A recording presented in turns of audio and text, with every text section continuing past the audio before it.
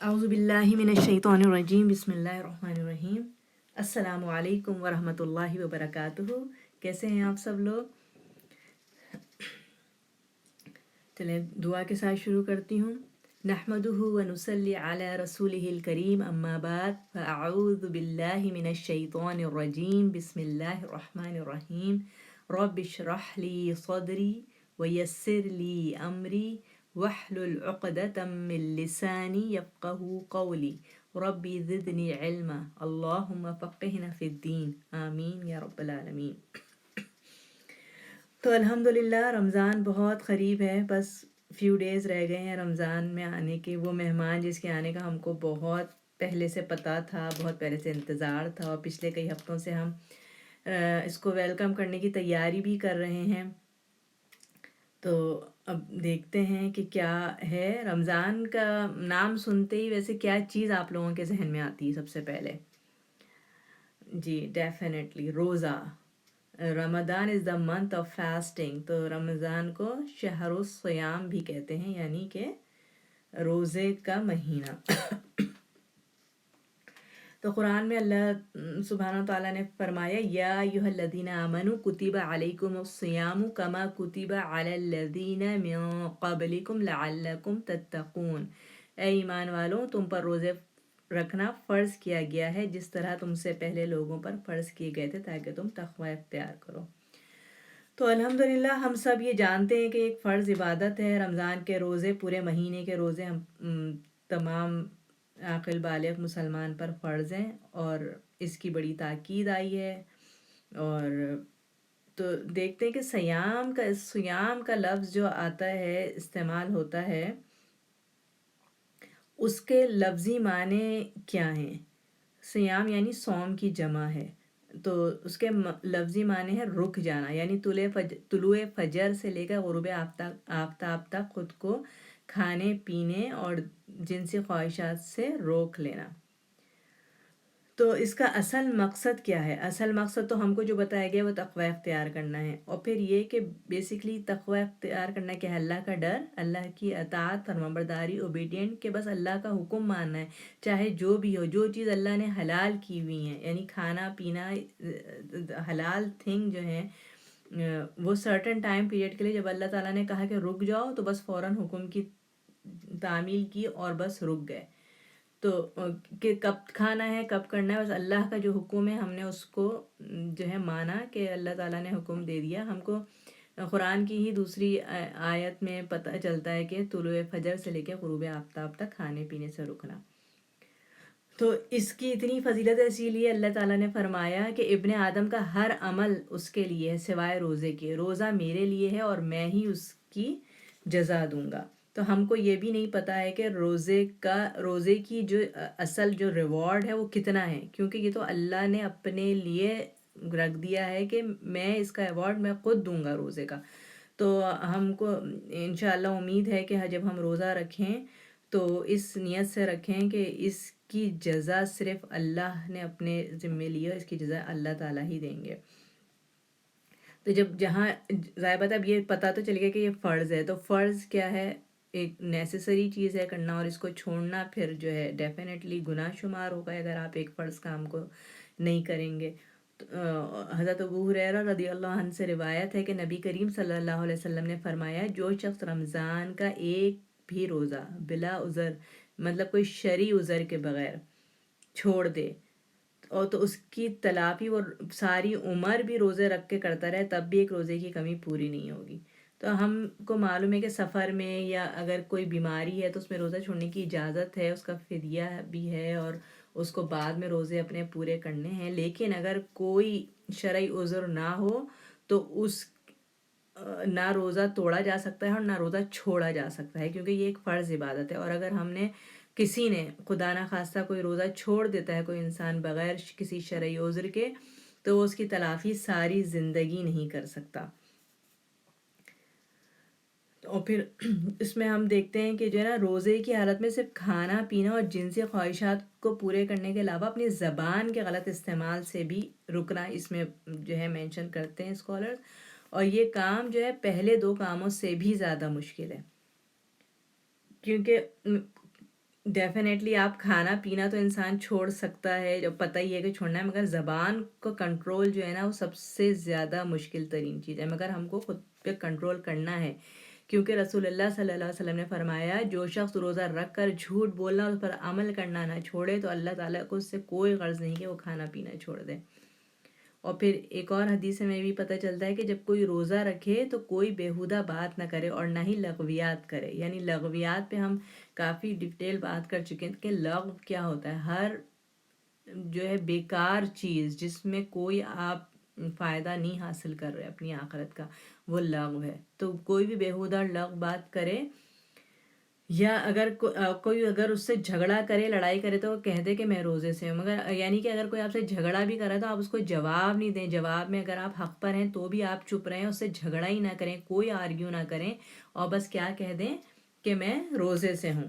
تو اس سے یہ بات بہت امپورٹنٹ ہے کہ ہم روزہ رکھ کے ڈیفینیٹلی بھوک اور پیاس کو اور دوسری جو ہم نے ذکر کیا کہ جنسی خواہشات سے تو رک جاتے ہیں، لیکن اس چیز کو بہت اہم چیز ہے جس پر ہم کو کنٹرول کرنا ہے، ورنہ ہمارا روزہ قبول نہیں ہوگا۔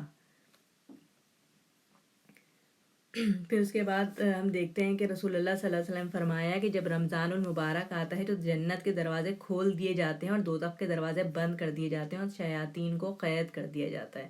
تو الحمدللہ جنت کے دروازے کھلنے والے ہیں، جتنی چاہے کوشش کریں اس جنت کے دروازوں سے داخل ہونے کی، اور اللہ تعالیٰ شیاطین کو قید کر دیتے ہیں تاکہ ہم بہت آسانی کے ساتھ اپنے یہ تمام کام انجام دے سکیں۔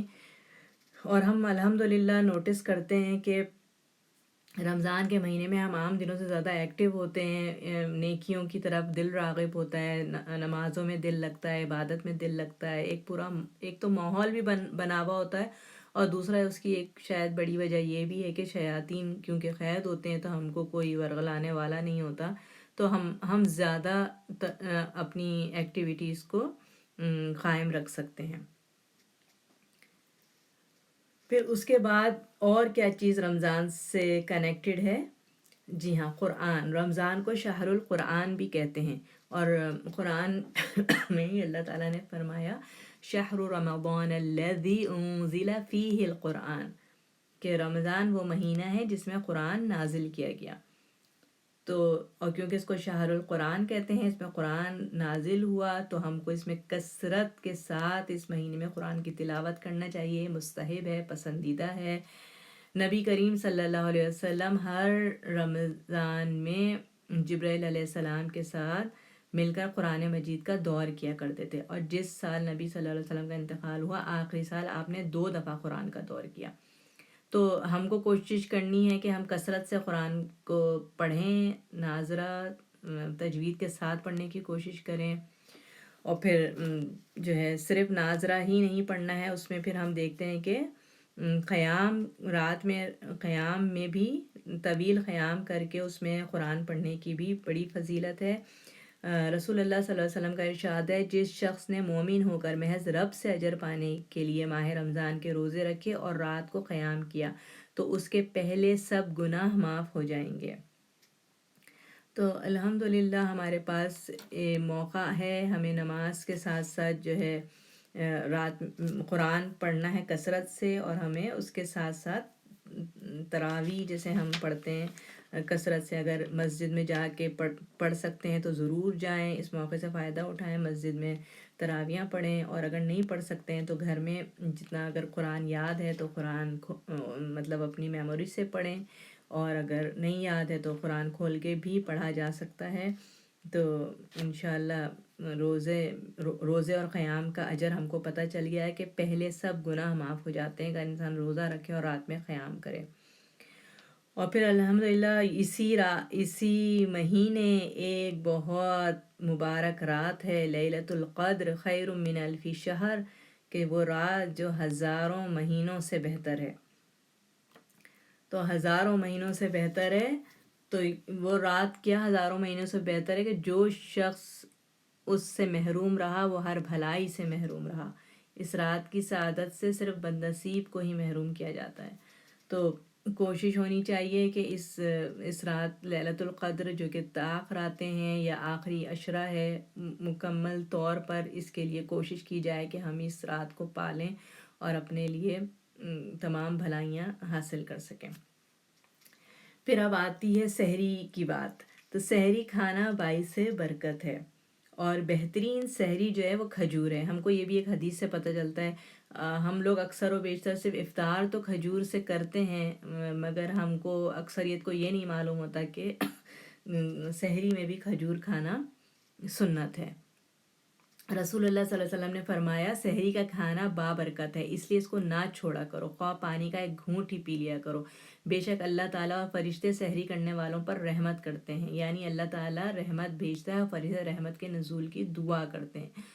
تو سبحان اللہ کہ اب جیسے کبھی مجھے یا اکثر لوگوں کو ہوتا ہے کہ جیسے تہجد کا ٹائم ہوتا ہے، سحری کا ٹائم جو ہے تہجد کا وقت ہے، اور ہم عبادت نہیں کر سک رہے ہیں، اور جو ہے سحری تیار کرنے میں لگے ہوئے ہیں، گھر والوں کے لیے سحری کھانے میں لگے ہوئے ہیں، تو یہ چیز ذہن میں رکھیں کہ سحری کھانا باعث برکت ہے، اور اس وقت ہم کھا رہے ہوتے ہیں تو فرشتے ہمارے لیے دعا کر رہے ہوتے ہیں اور اللہ تعالیٰ ہم پر رحمت بھیج رہے ہوتے ہیں۔ تو یہ ایک بہت، اور جب رسول اللہ صلی اللہ علیہ وسلم نے کہہ دیا کہ باعث برکت ہے تو کوشش کریں کہ اس کو نہ چھوڑیں، اور کوشش کریں کہ کھجور ضرور کھائیں سحری میں۔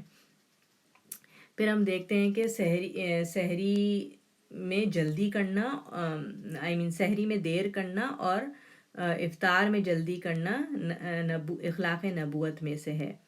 تو سحری کو دیر تک کھانا چاہیے اور افطار میں جلدی کرنا چاہیے، یہ پسندیدہ ہے۔ پھر ہم جو دیکھتے ہیں کہ اسراف سے بچیں، افطار کے ٹائم پہ too many things, too many varieties نہ ہوں، جو ہے اسراف سے بچنا چاہیے۔ اور جو ہے روزہ کھلوانا بھی بہت زیادہ ثواب ہے۔ رسول اللہ صلی اللہ علیہ وسلم نے فرمایا جس نے کسی روزے دار کا روزہ کھلوایا اس کے لیے اس روزے دار کی طرح اجر ہے، بغیر اس کے کہ روزے دار کے اجر سے کچھ کمی ہو۔ پھر الحمدللہ جب ہم افطار کرتے ہیں تو رسول اللہ صلی اللہ علیہ وسلم نے ہم کو خوشخبری دی کہ جب روزے دار افطار کرتا ہے تو روزے دار کو 2 خوشیاں حاصل ہوتی ہیں۔ ایک تو جب وہ افطار کرتا ہے تو خوش ہوتا ہے، اور دوسری جب اپنے وہ رب سے ملاقات کرے گا تو اپنے روزے کا ثواب پا کر خوش ہوگا، کیونکہ ہم نے ابھی ہی یہ دیکھا تھا کہ اللہ تعالیٰ نے فرمایا تھا کہ یہ روزہ صرف میرے لیے ہے اور میں ہی اس کا اجر دوں گا۔ تو ہم کو نہیں معلوم کہ ہم کو کتنا اجر اس کا ملنے والا ہے۔ تو انشاءاللہ جب بھی روزہ افطار کریں تو ایک تو روزہ افطار کرنے کی خوشی، اور اس وقت یہ ضرور سوچیں کہ جب ہم اپنے رب سے ملاقات کریں گے تو اپنے روزے کا ثواب پا کر جو ہے ضرور انشاءاللہ خوش ہوں گے۔ پھر یہ کہ اگر کوئی روزے کی حالت میں کچھ بھول کر کھا پی لیا تو اس سے روزہ نہیں ٹوٹے گا، کیونکہ یہ بھی ہم کو حدیث سے پتہ چلتا ہے کہ جب کوئی بھول گیا اور کچھ کھا پی لیا تو اسے چاہیے کہ اپنا روزہ پورا کرے، کیونکہ اس کو اللہ نے کھلایا اور پلایا۔ تو کوئی غلطی سے بھول سے کچھ ہو جائے تو وہ روزہ اس سے نہیں ٹوٹتا ہے۔ پھر اس کے بعد جو امپورٹنٹ چیز ہے وہ یہ کہ رمضان میں عمرہ کرنا رسول اللہ صلی اللہ علیہ وسلم کے ساتھ حج کرنے کے برابر ہے۔ تو جو ہے اگر کوئی کسی کو اللہ تعالیٰ یہ موقع دیتے ہیں، کسی کو نصیب ہوتا ہے تو اس کو ضرور کوشش کرنی چاہیے کہ رمضان میں عمرہ کرے اور اس بابرکت مہینے سے بھرپور فائدہ اٹھائے، کیونکہ اس کا ثواب نبی کریم صلی اللہ علیہ وسلم کے ساتھ حج کرنے کے برابر ہے۔ تو الحمدللہ چیزیں تو بہت ساری ہیں شیئر کرنے کی، مگر جو ہے ٹائم کم ہوتا ہے۔ بہرحال الحمدللہ یہ کہ ہم کو سب کو یہ دیکھنا ہے کہ اب رمضان آنے والا ہے، اور رمضان جیسے کہ میں نے کہا وہ مہمان ہے جس کا ہم بہت عرصے سے انتظار کر رہے تھے۔ تو اب دیکھتے ہیں کہ کچھ مہمان ایسے ہوتے ہیں نا جن کے آنے سے بہت خوشی ہو رہی ہوتی ہے اور ہم بہت ایکسائٹیڈ ہوتے ہیں ان کو ویلکم کرنے کے لیے، اور کچھ مہمانوں کے آنے سے پریشانی ہوتی ہے کہ بھائی یہ کیوں آ رہے ہیں۔ تو اب ہم کن لوگوں میں سے کیا ہم واقعی رمضان کے آنے پر خوش ہیں کہ مغفرت کا مہینہ، رحمت اور برکتوں کا مہینہ جو ہمارے لیے ڈھیروں موقع لے کر آ رہا ہے، کہ جیسے کہ ابھی ہم نے دیکھا کہ کتنی زیادہ کہ پچھلے پورے تمام گناہ معاف ہو جائیں گے، اور اس میں بہترین رات ہے لیلۃ القدر ہے جس کی عبادت ہزاروں مہینوں سے بہتر ہے، اور اس کا جو ثواب ہے صرف اللہ ہی اس کا اجر دینے والے ہیں۔ تو اب ہم کو پوری اپنی ممکن کوشش کرنی ہے کہ ہم اس مہینے سے بھرپور فائدہ اٹھائیں، اور اللہ تعالی ہم سب کو توفیق دے کہ ہم اس مہینے سے بھرپور فائدہ اٹھا کے اپنے لیے اپنی مغفرت کروا سکیں۔ جزاک اللہ خیراً کثیرا، جزاک اللہ خیراً کثیرا۔ السلام علیکم ورحمۃ اللہ وبرکاتہ۔